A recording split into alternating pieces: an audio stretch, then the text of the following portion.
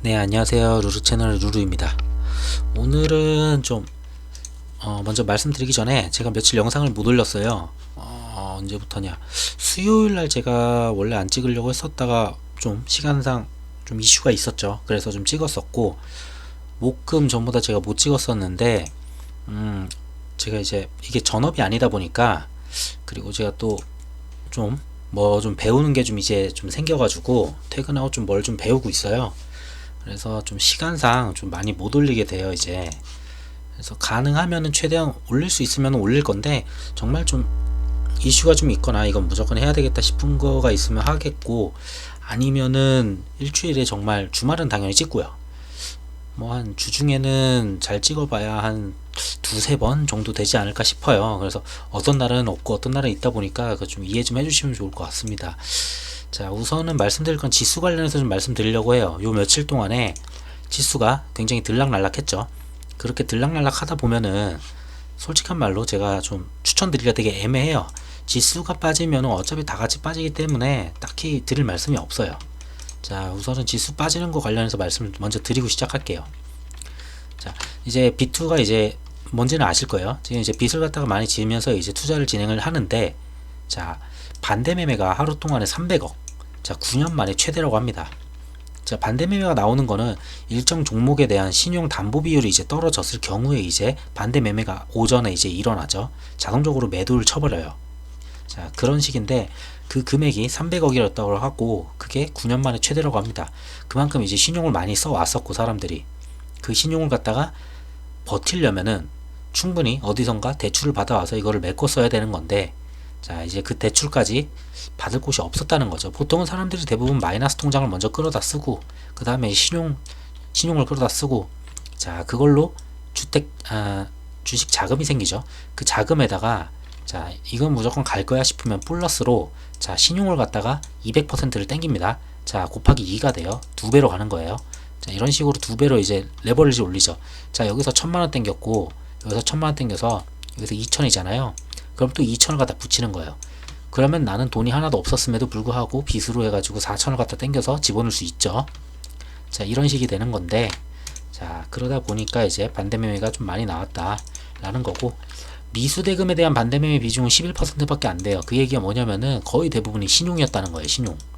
전부 다 주식에서 이제 그 융자하는 거 있죠. 신용융자. 그게 굉장히 컸다라는 거고, 미수금은 별로 안 됩니다. 생각보다. 자, 근데 이게 지수가 한 번 더 빠지면은 이게 9년만이 아니고 뭐 10년만, 11년만, 이 300억이 아니고 이제는 400억, 500억 나올 수도 있어요. 자, 반대 매매가 계속 이런 식으로 나오면서 지수는 오를 위치에서도 지금 못 오르고 있어요. 왜냐면 기관들은 알거든요. 이거 그냥 좀만 더 던지면은 반대 매매 얼마 더 나올 걸 알아요. 더 조금만 더 내리면은 얼마 또 나오고, 자기들이 무너뜨리지 않아도 이 반대 매매로 오전에 그냥 다 부시고 내려갈 수 있거든요. 자, 근데 이제 기관들이 계속 너무 던지죠. 자, 이달 들어서만 이제 4조를 넘게 팔았대요. 자, 웬만한 종목들은 기관들이 계속 팔고 있어요. 자, 이유인즉은 뭐 이건 핑계 같긴 한데, 뭐 기사에서는 이렇게 말을 해요. 간접 투자를 안 하고, 그러니까 펀드나 이런 거 그걸 안 하고 개인들이 직접 투자를 나선다. 그러면서 개인들이 직접 투자하니까 어쩔 수 없이 우리는 펀드 환매금을 위해서 매도를 쳐야 된다 라고 얘기를 하죠. 이게 진짜인지 아닌지는 모르겠어요. 우선은 뭐 그러면서 투자자 예탁금이 급증했다고 하는데, 이게 정말 펀드 환매를 해가지고 왔다는 자금인지, 솔직한 말로 부동산 규제 때문에 부동산 자금이 일로 들어왔던지, 아니면은 B2 때문에 빚이 엄청 많이 늘었죠. 개인 신용대출 쪽이. 자, 그게 들어온 건지 모르는데 저는 이건 솔직히 좀 핑계 같아요. 던지는 목적이 따로 있을 거예요. 제가 봤을 때는. 자, 먼저 지수를 볼게요. 자, 이게 나스닥이고, 자, 이 뒤에 있는 게 이제 코스피예요. 원래 다우까지도 같이 보면서 말씀을 드리고는 싶은데, 자, 지금 얘네가 버티는 자리가 어디냐면은 앞전에 이 정도 보여드리면 되겠다. 자, 이걸 좀 크게 보여드릴게요. 자, 나스닥을 보면은 나스닥이 돌파를 못했었던 자리 11,000대였죠. 11,000대를 갖다 돌파를 못하고 그러다 돌파를 진행을 했다가 그 다음에 이번에 무너질 때도 여기는 나름 지켜왔어요. 여기는 나름 지켜왔는데, 자, 이거죠. 이 자리, 그리고 이런 식으로 지지를 해왔어요. 근데 이걸 무너뜨리고 지금 깬 상태예요. 지금 깨고 올리고 깨고 다시 올리고 지금 되게 간당간당하게 지금 걸쳐가지고 놀고 있거든요. 만약에 이게 깨진다면은 10,000포인트 지지 확인하러 내려갈 수밖에 없다고 저는 보기는 해요. 그래서 지금 되게 애매한 자리에서 지금 왔다 갔다 하기 때문에 지수 방향에 따라서 뭘 말씀드리기가 되게 애매해요. 자, 여기가 만이죠. 자, 근데 만보다는 이 정도 보면 되지 않을까. 만을 보시죠. 대체로 보통 만을 지지하는지 다시 한번 확인하러 올 가능성이 높아요.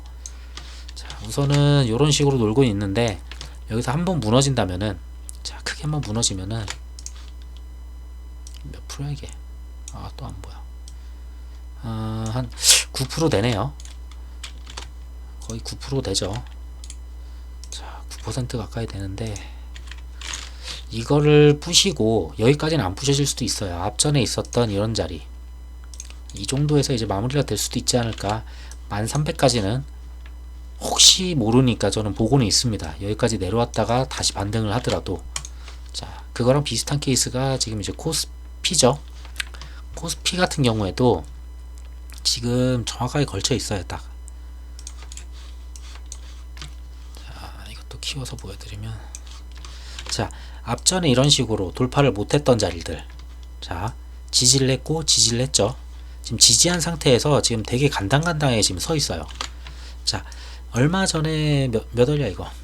8월 한 중순 됐죠. 중순에서 이제 이런 식으로 지지를 해서 살려 올라왔어요. 근데 고점을 선을 왜 이렇게 못 그려? 고점을 돌파는 안 했죠. 결국은 이 근저리까지 갔다가 다시 한번 무너지는데, 자, 무너지는 속도가 거의 비슷하긴 해요. 근데 나름 겨우 지지는 합니다 지금. 근데 미국이 만약에 금요일날 지금 올라서 좀 다행이에요. 지금 오른 게 이거거든요. 모양이 지금 오른 모양이 지금 여기 지금 올려놓은 거예요. 자, 그러다 보니까 여기서 한 번 더 치고, 자, 여기 구간, 이 구간을 갖다 치고 올라가 주면은 좀 안전하다고 저는 보는데, 그렇지 않다면은 코스피도 좀 위태위태하다고 저는 봅니다.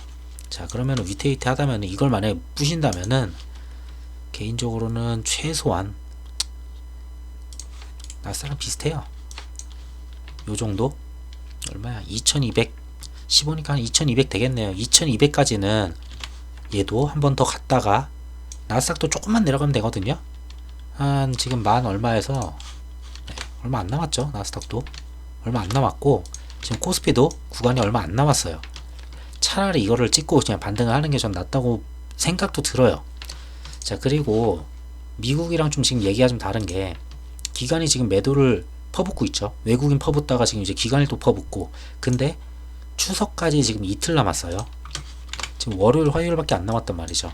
그러면은 추석에 대한 이 리스크, 이 기간을 우리가 쉬기 때문에 이 3일을 돌아왔을 때 이게 어떻게 될까. 아, 여기 아니죠. 아, 뭐야, 추석 이쪽이잖아. 아, 벌써 이렇게 됐구나. 자, 우리가 이제 이때만 이제 진행을 하고 쭉 3일을 쉬어버리죠. 자, 그 다음에 이제 10월 5일날 장에 이제 다시 들어가는데, 그 사이 어떤 리스크나 어떤 다우가 얼만큼 빠질지 모르기 때문에, 자, 좀 대피하시는 분들도 분명히 있습니다. 그래서 저는 여기서 바로 반등을 한다 아니면 떨어진다라고 말씀을 못 드리겠어요. 왜?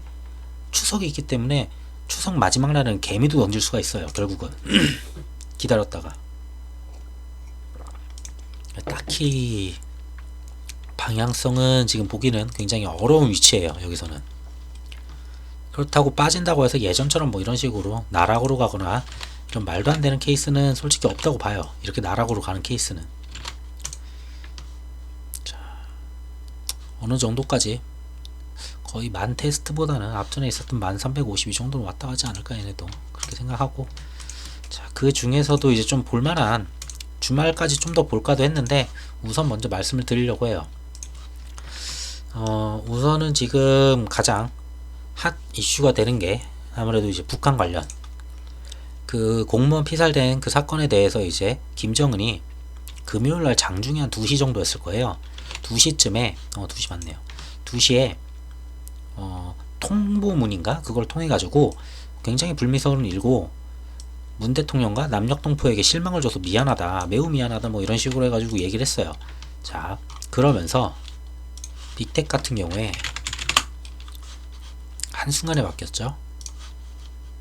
빅텍 같은 경우에 지금 거의 얼마야 이게?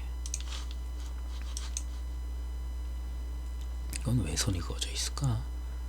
자, 빅텍 같은 경우에는 23%까지 찍었다가 자 마이너스 26%까지 갔어요. 거의 하루 만에 지금 50%가 넘게 움직였죠. 자, 이런 식으로 굉장히 많이 빠졌고, 솔직히 이게 외국인이 좀 사긴 했는데 저는 크게 의미 없게 봐요. 이거 얘네가 사서 나중에 더 내려가서 좀 더 사가지고 어떻게든 살릴 애들이니까 걔네들이야. 자, 그리고 빅텍은 이렇고, 자 반대로 지금 이제 대북 관련주, 대북주를 좀 볼만하기는 한 것 같아요. 자, 우선은 대아티아이. 잠시만요, 이거 또 2평이 또 왜 안 나오니?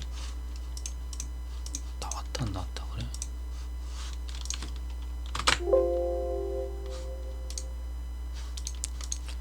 자, 잠시만 끊었다 갈게요. 2평을 좀 만들고.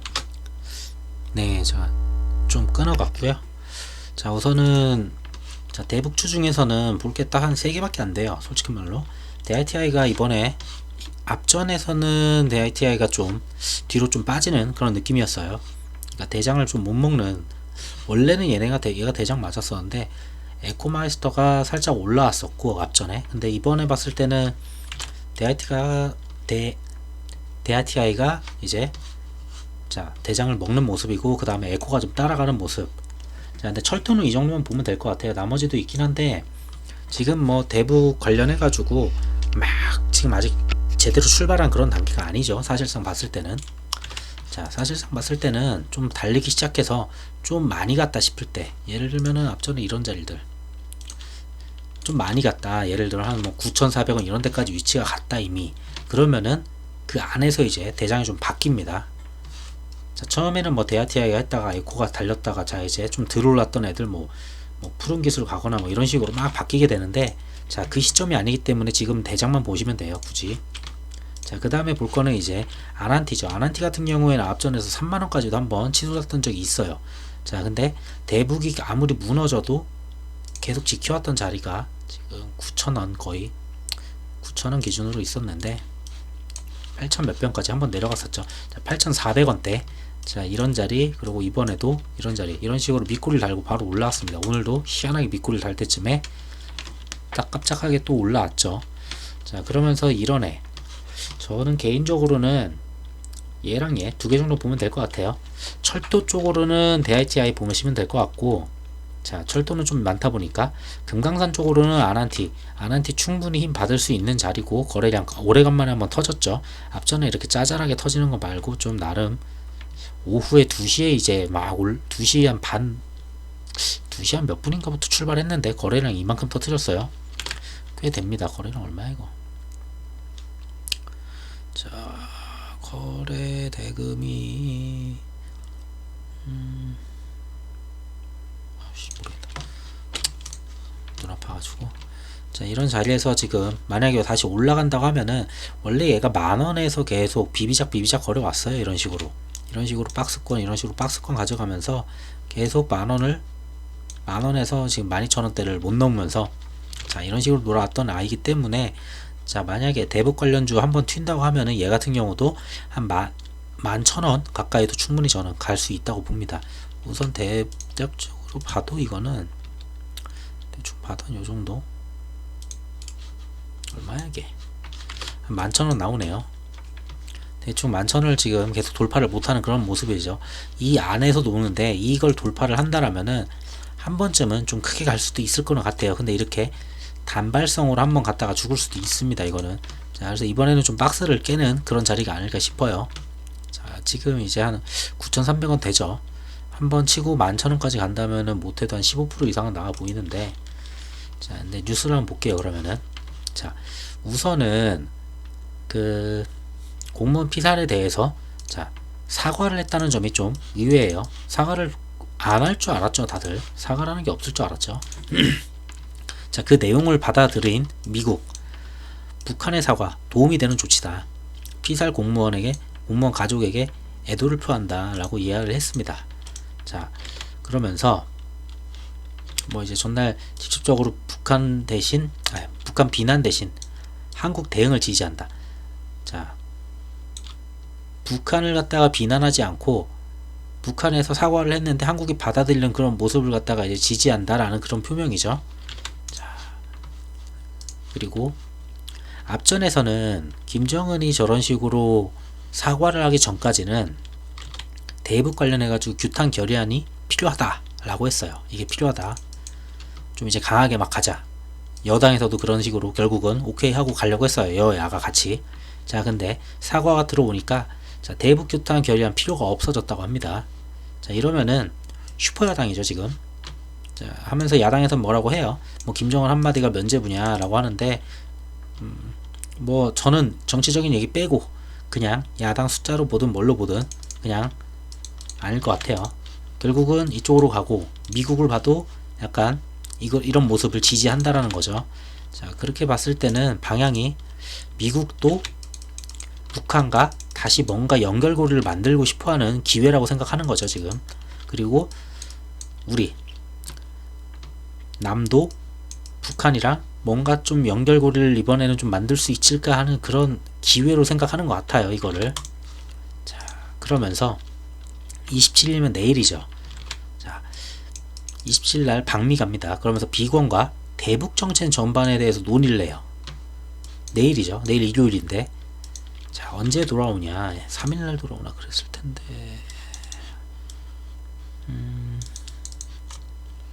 언제 돌아오냐. 있었는데, 분명히. 아, 있구나. 눈이 참. 자, 그래가지고 다 갔다가 3일간 일정을 마치고 30일날 귀국을 합니다. 자, 30일날 귀국을 하면서 뭔가 이야기를 하겠죠. 어떤 식으로 얘기를 했다. 자, 27일부터 30일이에요. 자, 어차피 28, 29에는 가서 얘기하는 내용이 조금 나올 수도 있어요. 그리고 국내에서는 전반적으로 기사는 뭐든지 간에 결국은 어쩔 수 없이 이런 식으로 좀 넘어갈 것 같아요. 자, 그러면은 요 기간에 선점하려는 분도 있겠고 탈출하려는 분도 있을 거예요. 자, 근데 저는 대북 관련주 그렇게 좋아하진 않는다고 전부터 계속 말씀을 드렸는데 좀 이번엔 좀 날짜 일정이나 재료나 뭘로 봐도 좀 강해 보인다는 생각이 들어요 저는. 자, 보시면은 27일날 자, 방미했다가 자, 30일날 돌아오죠. 자, 근데 돌아와서 좋은 소식이 있다 쳐요. 자, 추석이에요 어차피. 자, 매매 못해요. 추석 끝나고 5일이죠. 자, 5일날 누가 오냐 또 그럼.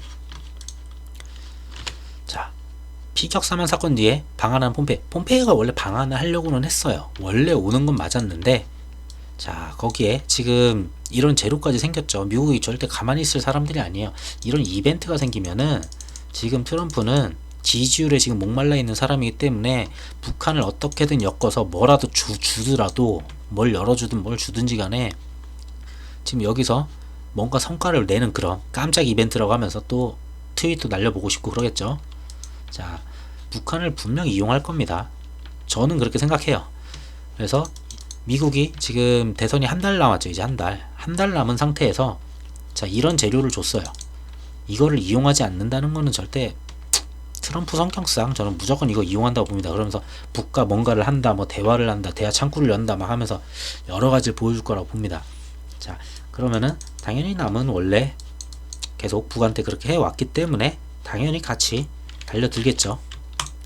자, 그래서 10월 초 방문 예정.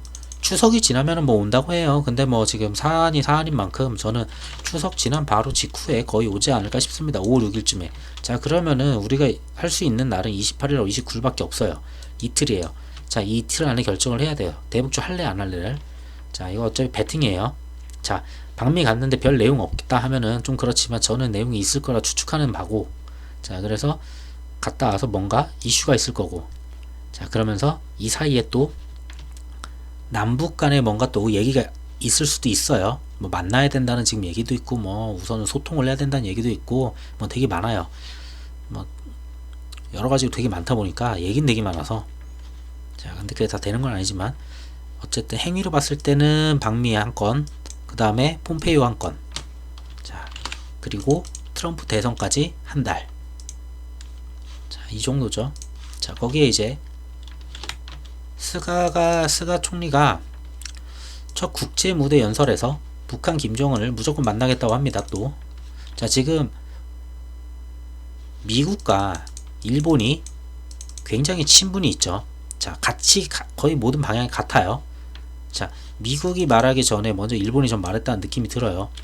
뭐 만난다는 이유는 그거예요. 아, 거기에 뭐 잡혀있는 그런 분들인데, 근데 뭐 이제 북일 관계 수립을 하고 지역 평화와 안정을 기여를 하겠다. 자, 남도 똑같은 얘기하죠. 평화와 안정. 자, 미국도 그런 얘기하죠. 지금 미국은 오히려 더 안 달랐죠. 트럼프가. 이건 기회라고 볼 거예요, 분명히. 자, 그래서 저는 대북주가 지금까지는 한 번씩 그냥 이슈 한번 뭐 친서를 나누고 할 때마다 12,000원까지는 한 번씩은 돌파를 했잖아요. 뭐 아란티 같은 경우에.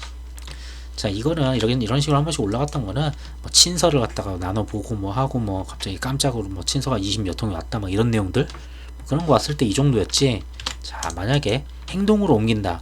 폼페이오가 오고 방미 갔다 오고 폼페이오가 방한을 한 다음에 그 다음에 뭐 김여정이 한번 나타나고 그 다음에 트럼프가 한번 뭐 트윗을 하나 날리고 그 다음에 북미 간에 뭐 이제 막 트윗이 아니고 친서가 날라다닌다. 자, 얘기가 좀 달라지는 것 같아요.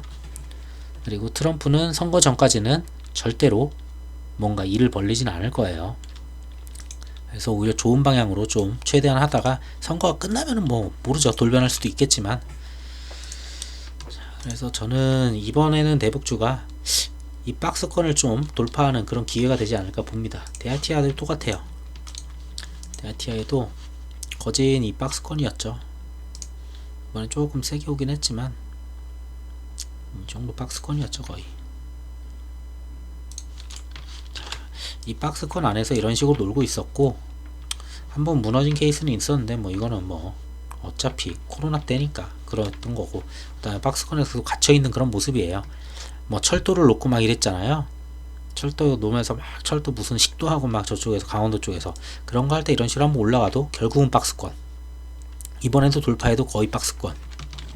근데 이 박스권을 돌파를 한다면은 얘 같은 경우는 이 정도 보이고, 우선은 1차적으로 아난티 같은 경우도 거의 우선은 이 박스권 깬다면은 최소한 이건 낮은 자리고 고점 자리를 봐야지. 15,000원대 까지는 그냥 보입니다. 자, 근데 이거는 정치적인 내용이 많고 뭐 어떤 말이나 뭐 하나 툭 잘못 던지면은 갑자기 다시 나락으로 가는 수가 있어요. 지금 봤듯이 빅텍 봤듯이 그냥 한순간에 하루에 만약에 꼭지를 잡았다 하면은 하루 동안에 와, 이거 얼마야? 49.5% 정확히 50%네요. 하루 동안에 50% 맞는 거예요. 그냥 마이너스. 자, 그만큼 이제 대북주나 이런 거는 조금 그런 부분이 있고, 그래서 저는 개인적으로 추천한다면은 어차피 지금 많이 안 올랐기 때문에 대장들, 근데 이번에 대장은 대아이티인 것 같고 금강산 대장이 아란티니까 이거 두 개 정도만 보시면 될 것 같습니다. 자, 그러면 됐고, 자, 그래서 북한 관련 이슈는 내일까지 보고 말씀을 드릴까 하다가 그렇게 계속 좀 새로운 건 아직 안 나오고 있어요. 내일 방미 가면서 좀 뉴스는 나올 거는 같은데 우선은 뉴스가 없고 여기까지만 하고, 자, 다음은 일본 반일 관련인데, 자, 당연히 앞전부터 계속 얘기를 해 왔었잖아요. 총리가 된 다음에 바로 싸움 붙지 않습니다. 우선은 악수도 한번 해야 되고 그 다음에 으르렁거리지. 자, 첫 통화를 했는데, 자, 한국과 일본이 동북아 평화의 동반자다 라고 하면서 한 20분 동안 전화 통화를 했다고 합니다. 한일 가장 가까운 친구이자 동반자랍니다.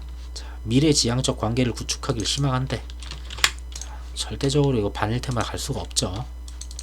자, 한일 정상통화 계기를 자, 이제 이번에 통화한 거, 전화 통화한 거에 대해서 이제 그걸 계기 삼아 가지고 일본 언론에서 얘기하는 거는 스가 한국 방문 가능성이 높다. 자, 방문을 했어요. 만약에 방한을 했어, 스가가 처음 만나는 자리에서 싸울까요?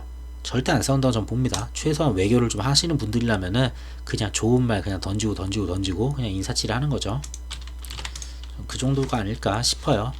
여기서 싸우면은 뭐 반일 테마 가는 건 맞는데, 자, 근데 그와 반대로 시진핑 같은 경우에는 일본한테 약간 삐져 있죠. 앞전에 일본이 미국 편 들면서 자, 방위라는 거 그냥 하지 말자 뭐 이런 식으로 얘기가 됐죠. 자, 근데 이번에 똑같이 전화 통화를 했어요.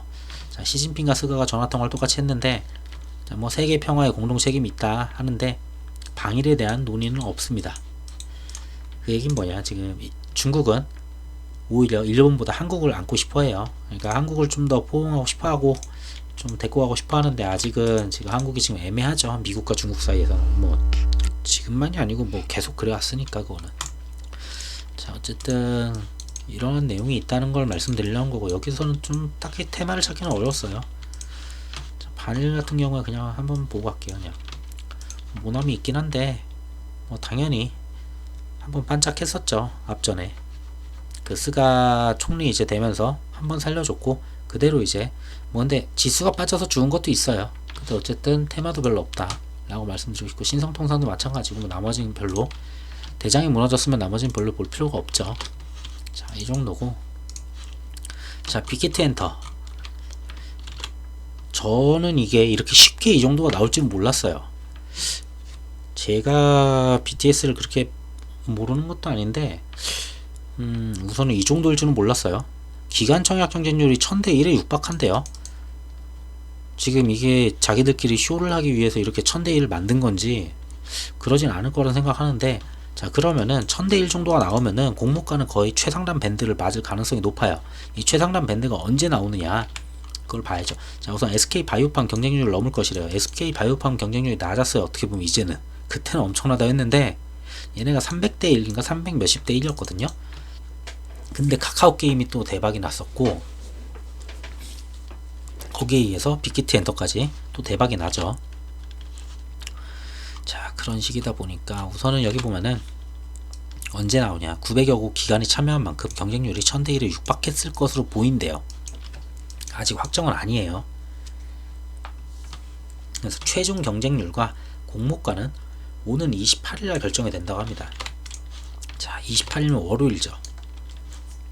저도 이거는 몇 시에 나오는지 모르겠어요. 솔직히 말로 9시 띡 하고 나오는 건지 장 끝나고 나오는 건지 장중에 자기들이 내고 싶을 때 내는 건지 이거는 저도 잘은 몰라서 아니구나. SK 바이오팜 800 몇십 대 1이었구나. 카카오 게임즈가 1471 네, 제가 잘못 알아냈고 300대 몇이 개인이었었나? 개인도 더 높았었던 것 같은데 기억이 잘 안 나네. 자, 그런 식이고 어쨌든 28일 같은 경우에는 이게 있기 때문에 만약에 최상단 밴드 아까 138,000원이었나? 138,000원이 나오고 이 경쟁률도 정말 1000대1 나온다. 그러면은 관련주들은 한 번 정도 좀 움직일 가능성이 있어요. 이 앞전에 빠지는 거는 이 결과를 까기 전에 불안하기 때문에 거의 나가겠죠. 그 자리에 슈팅을 안 갔으니까. 자, 그러면 또 볼 수 있는 게 뭐냐. 자, 앞전에서도 말씀을 계속 드렸는데 제가 그거 말씀드렸죠. 이걸 정리 안 했구나 또. 자, 다음 IPO는 이제 빅히트 다음이 이제 카카오 게임 페이지는 빼고 뱅크죠. 자, 이제 뱅크로 가는 건 확실해졌는데 자, 이제 뱅크 관련주들이 근데 그때 카카오 뱅크 측에서 얘기해가지고 진행을 한다고 했지만 큰 슈팅을 주진 못했어요. 굉장히 위로 달려가긴 했어요. 거의 10% 이상 위에 시작을 했었는데 목요일날 고가가 이제 11% 정도 나왔었고 우선주가 본주 같은 경우는 고가가 한 6% 정도 나왔었네요. 자, 그랬는데 뭐 나머지도 비슷해요. 예스도 뭐 굉장히 고가 갔다가 거의 3%까지 다 무너지고 대체로 비슷한 그런 모습이었죠. 좀 많이 무너진다 싶었는데 안 그래도 또 지수, 나름 이날이 지수가 많이 빠진 날이었어요. 목요일이. 근데 거의 보합에 끝났죠. 근데 금요일날 남들 올라갈 때 오히려 빠지면서 그 전날 안 빠진 거를 금요일날 빼더라고요. 자, 어쨌든 대부분 기관이 지금 팔고 있으면서 그런 모습이었고 자, 기관이 조금 사기는 했는데 뭐 아직은 뭐 그렇게 크게 사진 않아서 자, 본주 같은 경우에 기관 조금 들어왔는데 어차피 보면은 연기금만 조금 들어왔어요. 나머지 별로 아직 관심이 없다는 건데 뭐 기타 법인은 매일 사기는 합니다. 보면은 자, 이쪽은 아직 개인이 많이 사고 있고 우선은 이 평을 봤을 때는 깨지긴 깨졌어요. 이것도 충분히 깨졌고 저점도 한번 더 깨는 바람에 만약에 지수가 또 빠진다면 충분히 빠질 수는 있다고 저도 봅니다. 자, 근데 어쨌든 재료는 6개월에서 길어야 8개월이죠. 이걸 가져가면서 배당을 드시고 그 다음에 간다면은 어차피 DPC 때랑 거의 비슷해요. DPC 때도 재료는 많았었어요. 재료는 많았는데 이 당시에도 이런 식이었죠. 자, 이 당시에도 빅히트 관련으로 뭐가 뉴스가 떠요. 그러면 크게 올랐다가 자, 갭 떠서 그냥 죽입니다. 그리고 다시 박스에 집어넣죠. 다시 뭐가 떠요. 다 갭된 상태에서 그냥 또 죽입니다. 다시 박스를 집어넣어요. 그리고 한번 무너뜨리죠. 자, 다시 또 있다가 결국은 어느 시점이 되면은 결국은 폭발적으로 가요. 그 전까지는 지루할 수밖에 없다는 거는 당연한 거고, 근데 이게 언제 들지 모르니까 학습 효과가 있으니까 저는 그렇게 보고 있습니다. 그래서 얘 같은 경우는 박스권이 그렇게 길지가 않았어요. 지금 봐도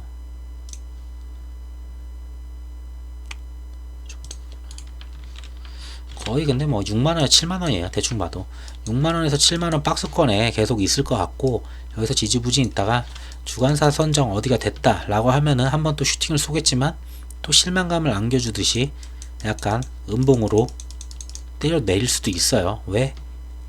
카카오뱅크 측에서 상장을 한다고 얘기도 했는데 그게 이렇게 음봉을 맞게 만들었죠. 자, 그걸 기억하기 때문에 어쩌면 주간사 어차피 오래 한다며 하면서 똑같은 식으로 이걸 맞을 수도 있습니다. 자, 근데 얘기가 다른 건 뭐냐? 증권신고서죠. 증권신고서가 들어가기 시작하면 얘기는 확 달라져요. 이거는 증권신고서를 넣었다는 거는 45일 뒤에 바로 통과냐 안 되냐인데, 통과는 100% 되기 때문에 45일만 기다리면 되는 거죠. 확실한 날짜를 쥐어주는 날짜예요. 증권신고서는 주간사를 해도 좀 지루해요. 언제 집어넣을지 뭘 할지 모르지만 증권신고서는 넣으면은 45일이구나, 충분히 기다릴 수 있죠. 그때부터는 막 슈팅합니다. 대체로 증권신고를 넣는 기점으로 많이 오르긴 하는데, 자, 이전부터는 그 전에도 저는 오를 거라 보기 때문에 미리미리 말씀을 드렸던 거고, 자, 그 전에 안 오르면은 좀 아쉬운 거고, 만약에 오른다 하면은 증권신고서 넣기 전에 오르면은 증권신고서 넣어도 신규 진입자들은 좀 부담이 되는 그런 위치가 되겠죠. 자, 중요한 거는 그래서 빅히트 엔터를 얘기했었잖아요. 얘네가 잘 된다 하면은 이쪽이 이슈를 받을 거고, 자, 그게 있죠. 어디 갔어?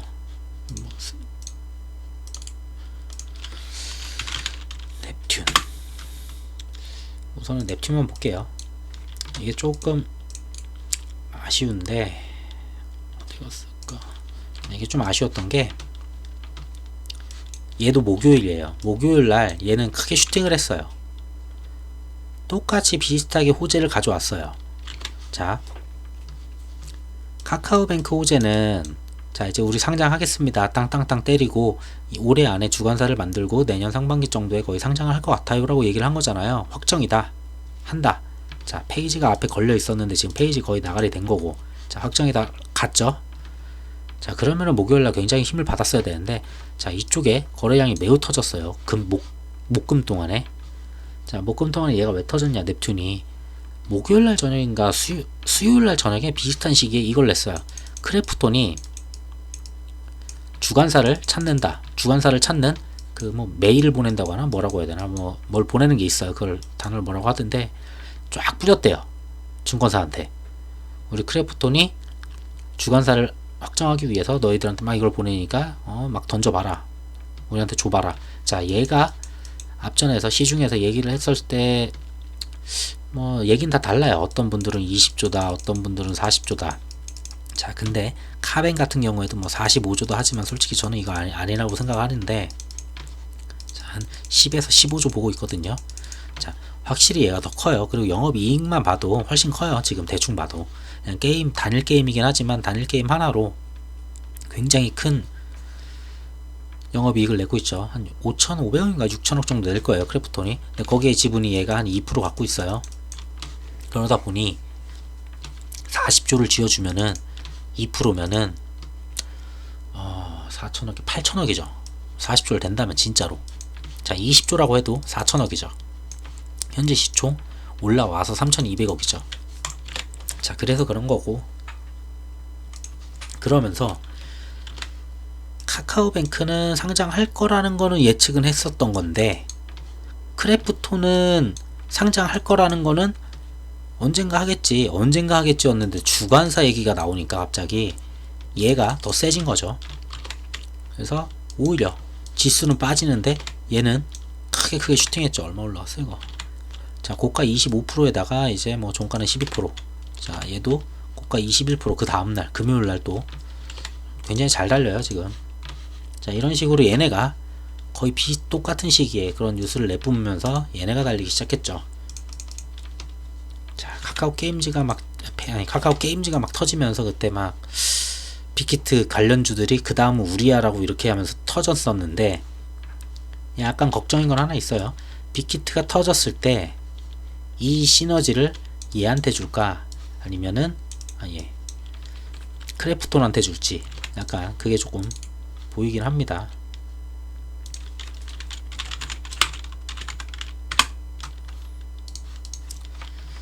자, 그래서 좀 재미가 없었고 어쨌든 얘네가 잘 돼야지. 어쨌든 IPO 시장 자체에 있는 관련주들은 다 같이 잘 될 수가 있어요. 아, 그걸 말씀 안 드렸구나. DPC 같은 경우에 그냥 훅 빠졌죠. 제가 앞전부터 말씀드린 게 이제 끝까지 보셔도 되는데, 끝까지 보시면은 이런 자리들, 그러니까 이걸 알거든요. 개인들도 이게 끝나버리면은 그 다음에 나락으로 가는 걸 알아요. 바로 지금까지 올라왔던 거 다 뱉는 걸 알아요. 이제는 다 뱉어야 되기 때문에 그냥 간단해요. 나는 좀 덜 먹고 여기서 나갈래. 이거 돌파할 줄 알았는데 돌파를 못한다. 이런 자리가 나와버린다.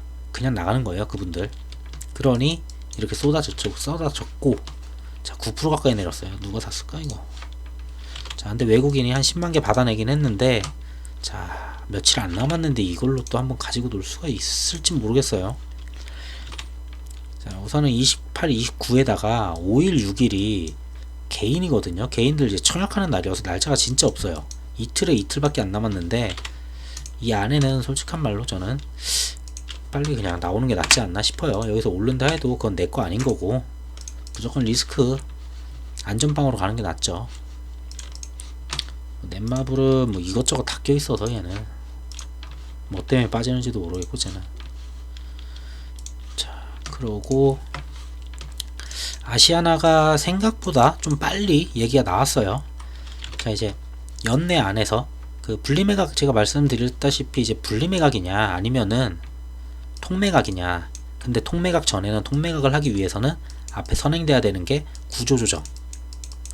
구조조정이나 이제 그런 부분이 선행이 되면서 좀 기업을 다시 좀 정상화 시켜가지고 통매각을 보통 진행을 하죠. 자, 근데 그게 아니고 역시나 급한 마음에 분리매각부터 진행을 하는 것 같습니다. 아시아나항공 밑에 있는 회사들로 보면은 IDT 팔 수 있는 건 에어서울, 에어부산, 뭐 나머지는 뭐 솔직히 뭐 하는지 모르겠어요. 우선은 근데 에어서울은 없으니까 빼고, 자, 이 두 종목이죠. 에어부산이랑. 자, 뭐 이런 식으로 얘기돼 있어요. 에어부산, 에어서울 보면은 에어서울보다는 에어부산이 확실히 그래도 점유율이나 이런 것도 좀 괜찮고 좀 갖다 쓸만해 보입니다. 그죠? 국내선 점유율도 웬만한 진에어나 티웨이, 이스타보다도 높네요. 국제선은 좀 딸리긴 하는데 그거야 뭐 나중에 잘 하면 되는 거니까. 자, 그래서 분리매각 이슈가 있다 보니 얘네가 슈팅이 왔죠. 여기구나. 자, 같이 보고 있었던 거는 이제 현산 애들은 이제 취소를 하면서 이제 솔직히 더 이상 안 봐도 될 것 같아요. HTC나 현산 쪽은 이제는 자기들끼리 잘 갈 거고, 얘네가 움직인다는 거는 그 계약금 2,500억인가 2,000 몇백억 있거든요. 거기에 대한 소송에서 뭐 이겼다 이랬을 때는 막 얘네 갈 수 있고, 그런 소송건으로 움직이는 거 아니면 얘네는 이제 더 이상 이쪽 테마에 속하지 않는다라고 보고 있습니다. 자, 그러고 자, 쟤네들 현산 도망간 다음에 지금 굉장히 많이 빠졌어요. 근데 저는 빠지다가 최소한 진짜 이 정도는 걸쳐가지고 좀 살렸다 갈 줄 알았는데 그냥 여기까지 빼네요. 뭐 근데 지수가 빠지긴 했어요. 지키려는 모습은 얘네도 보여요. 여기 이런 자리 지금 지키려고 막 노력하고 밑꼬리 달고 했었는데 결국은 지수 때문에 목요일날 많이 빠졌죠. 목요일날 지수 때문에 좀 많이 빠졌어요. 뭐 실망감에 그런 매물들로 많이 나왔을 거고, 목요일날 이런 자리면은. 자, 그런데 많이 올라가다 내려왔네 다시. 참, 뭐 거의 단타판이었었구나 이거. 자, 보시면은 개인이 뭐 그렇게 많이 산 것도 아니고 9,000개 개인 외국인 에어 부산. 굉장히 윗골이네요 이거 다. 자, 우선은 굉장히 윗골이고, 자, 이 윗골이가 있다는 거는 그만큼 이제 도망을 많이 가셨는데, 자, 개미가 많이 들어왔고, 근데 누가 딱히 판 게 안 보이거든요 그렇게 많이. 아시아나항공은 좀 아쉽지만 불림에 가서 좀 제외를 하고 이 두 개만 저는 보고 있어요. 자, 특별하게 누가 많이 판 것도 없고, 거래량 터지는 거에 비해서 그냥 단타들이 한번 뉴스 금요일날 할 것도 없으니까 괜찮은 테마 별로 없었죠. 그냥 놀다 간 거죠 전부 다 여기서. 자, 이렇게 보이고, 기타 법인은 거의 마무리하면서 나간 것 같고. 자, 이제 얘네는, 자, 우선은 에어 부산부터 볼게요. 에어 부산 같은 경우는 이런 자리들을 넘어줘야 되는데, 자, 슈팅을 쏘면서도 넘어는 줬어요. 자, 근데 거래량으로 봤을 때는 지금 거의 역대급 거래량이 한번 터졌어요. 거의 단타들 판이고 난리가 났었나봐요. 제가 바빠가지고 못 봤는데 이거를. 어떻게 된 거야 이거. 어후. 네, 이게 시작하면서 여기밖에 출발 안 했다는 거는 뉴스가 거의 이때쯤 나온 것 같아요. 그 다음에 조금 지나자마자, 아니면은 뉴스를 누가 좀 빨리 봐서 갭을 띄웠던가. 자, 그래서 상을 말았었네요. 상 말고 다시 빠졌는데, 얘도 거의 상까지 갔었던 것 같아요. 갔다가 끝났고. 자, 얘네들은 지금 분리 매각 이슈가 얘기가 나오기 때문에 물렸어도 제 개인적인 생각으로는 이거 앞전처럼 다시 분리 매각하면서 입찰 막 진행이 되고 뭘 하고 우선 협상자부터 막 그런 게 나올 거예요. 자, 언제부터 이게. 자, 언제야. 연내죠, 연내. 연내 계열사 분리 매각. 자, 연내면은 몇 개월 안 남았어요 이거. 그러니까 굉장히 진행이 느려요 저런 게. 10월 11월 12월 이 안에 뭔가 좀 에어 부산과 에어 서울을 패키지로 묶어서, 자, 에어 부산과 서울을 묶는데요 패키지로 800억대. 자, 그리고 여기 있었구나 내용이다.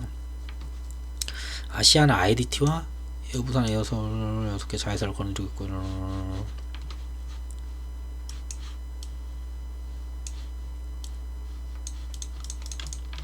IDT 얘기가 별로 없네.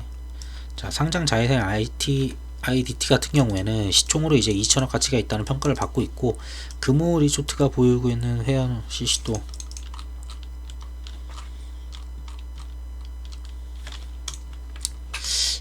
개인적으로는 IDT보다는 에어 부산, 에어 서울, 에어 부산이 저는 낫다고 봐요. 우선은 분리 매각을 하더라도 에어 부산이 뭐 그렇게 지금 코로나 때문에 좋은 건 아니지만, 어쨌든 얘네들은 국내에 지금 치중이 돼 있잖아요.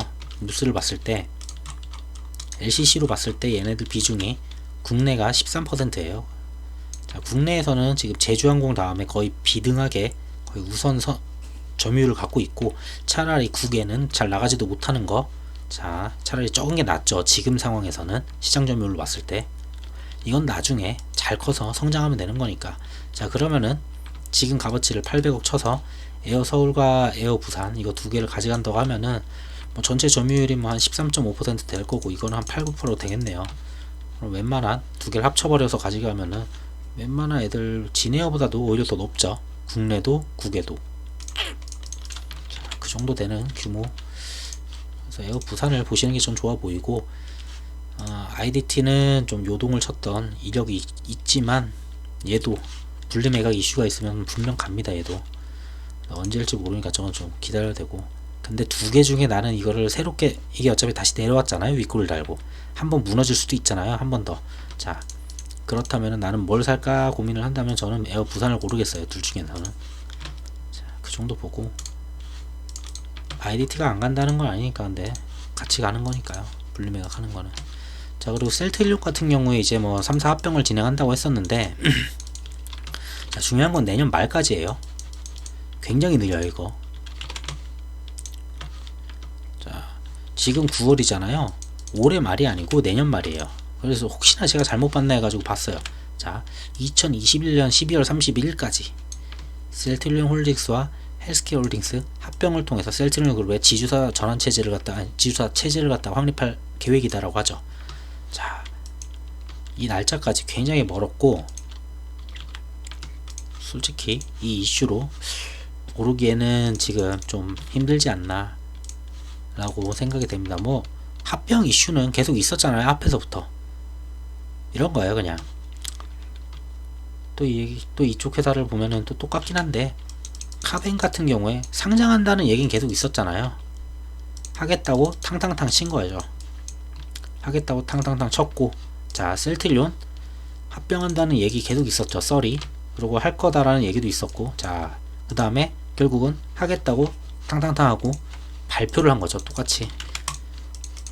자, 저는 이거 비슷한 맥락으로 보고 있습니다. 그래서 만약에 이런 걸 갖고 있다라고 하면은 이게 목요일날 떴었나? 25일, 26일 25일날 떴겠네요. 그러면 시간에서 25일날 좀 갔을 거예요. 분명히 밤 끝나고서 월요일날 갭 두고 추락할 가능성이 높다고 봐요. 얘도 한번 봤잖아요. 저희가 학습 효과를.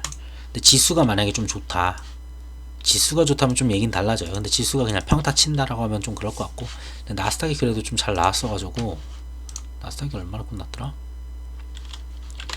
자, 나스닥이 이제 2%대, 다우가 1%대 이제 끝났네요. 자, 그리고 이거는 아직 결정이 나진 않았는데 얼추 한 70% 가까이가 해상에 방류하는 식으로 하겠다고 합니다. 뭐 이거는 사람들의 평이겠죠. 그 사람들이 막 기자들이 썼든 누가 썼든. 자, 스가가 이제 가장 먼저 처음에 총리가 된 다음에 지방으로 처음으로 출장을 갔어요. 그곳이 바로 후쿠시마 원전이었어요. 자, 후쿠시마 원전 처리 방침에 대해서 최대한 빨리 결정을 하겠다. 자기가 있는 그 기간 안에 무조건 다 정하겠다라는 겁니다. 보관하는 이 방사능 오염수를 갖다가 어떻게 처분할지. 여기가 70% 써있나? 안 써있네요. 근데 뉴스기사 좀 찾다 보면은 거의 있네요. 자, 오염수를 방류한다는 방식이 유력한 상황입니다. 자, 이런 얘기가 점점 높아지고 방류 계획이 있다 뭐 이런 식으로 점점 뉴스가 만약에 생긴다 라고 하면은 앞전에 있었던 관련주들 똑같이 따라겠죠. 자, 이거는 2019년 9월 기사예요. 앞전에 일본 원전 오염수 바다의 방류 불가 피해, 수산물 관련주 또다시 상승. 수산물만 계속 올랐어요. 왜? 수산물 가격이 미친듯이 오를 거거든요. 그냥 다 싸그리. 어묵도 이제 못 먹는 거예요. 그냥 다 같이. 어묵이 수산물로 만드는 거 맞잖아. 어쨌든 자, 그러면서 관련주를 뭐 다른 관련주도 있어요. 자, 여기 이 정도 보고 있는데 솔직히 이만큼 볼 필요가 없어요.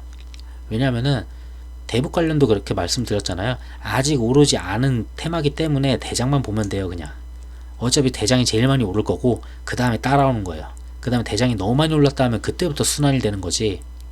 자, 그래서 슈팅을 주더라도 무조건 대장만 보면 되고, 자, 이쪽 테마 난 관심이 있다, 원전 이거 얘네 방류할 것만 같다라고 뉴스 기사 한번 더 읽어보시고 판단이 된다라면은 이쪽 테마인데, 자, 예전 같은 경우에 시푸드였죠.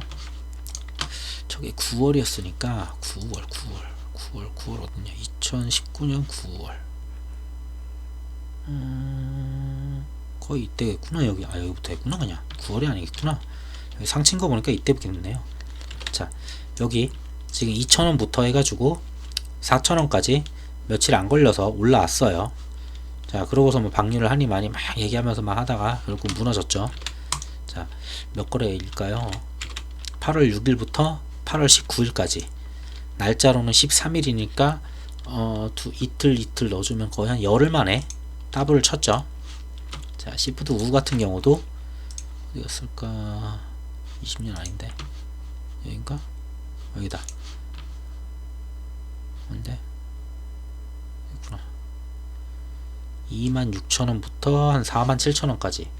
자, 이 정도 올라가는 그런 모습이었었고, 앞전에 또 다른 이슈로 그때도 이제 그 방류 이런 걸 거예요. 얘기 나올 때마다 한 번씩 치니까. 자, 근데 이번에는 진짜 총리까지 바뀐 상태에서 이번 이런 얘기 했었죠. 뉴스 기사를 잘 보면은